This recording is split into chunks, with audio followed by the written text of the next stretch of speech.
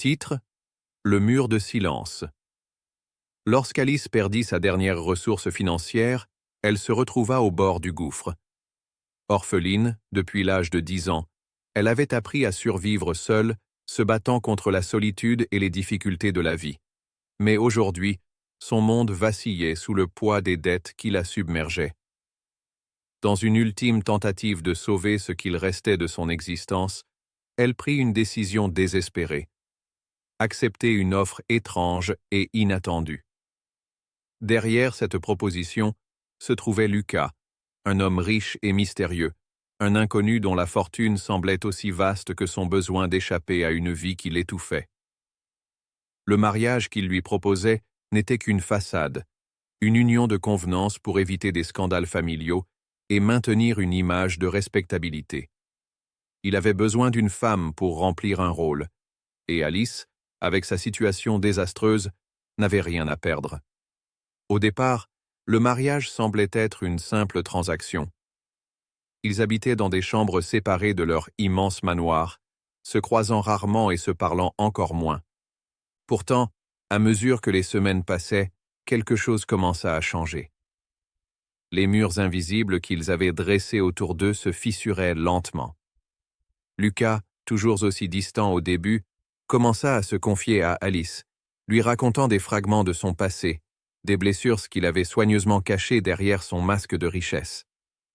Alice, elle aussi, se surprit à partager des choses qu'elle n'avait jamais dites à personne, pas même à ses anciens amis d'enfance. Elle lui parla de sa vie avant l'orphelinat, des rêves qu'elle avait perdus et des espoirs qu'elle n'avait jamais cru pouvoir revoir un jour. Ils se retrouvèrent tous les deux à traverser le flot de leurs souvenirs douloureux, découvrant petit à petit qu'ils avaient plus en commun qu'ils ne l'auraient imaginé. Les conversations innocentes se transformèrent en moments de vérité. Lucas, qui avait toujours considéré les émotions comme une faiblesse, commença à comprendre qu'il n'était pas seul dans son combat pour se libérer du passé. Alice, de son côté, apprit à ne plus se définir par ses pertes, mais à reconnaître la force qu'elle avait en elle pour surmonter l'adversité.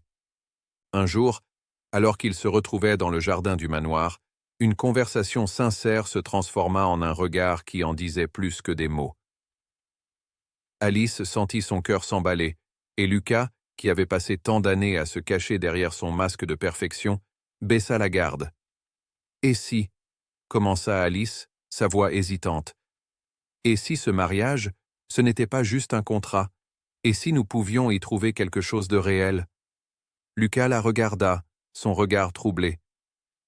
Il avait construit une vie autour des apparences, mais face à elle, il se rendait compte que, peut-être, il n'avait jamais vraiment vécu.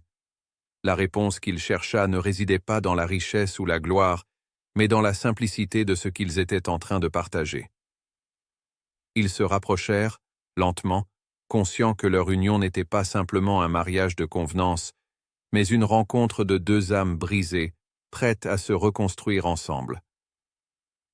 Le mur qu'ils avaient chacun érigé autour de leur cœur se brisa définitivement, et l'amour, aussi surprenant qu'il fût, commença à germer là où il ne l'avait jamais cherché. Le mariage qui avait commencé comme une fuite devenait peu à peu un chemin vers la guérison, et Alice et Lucas découvrirent qu'il n'était jamais trop tard pour redonner un sens à leur vie.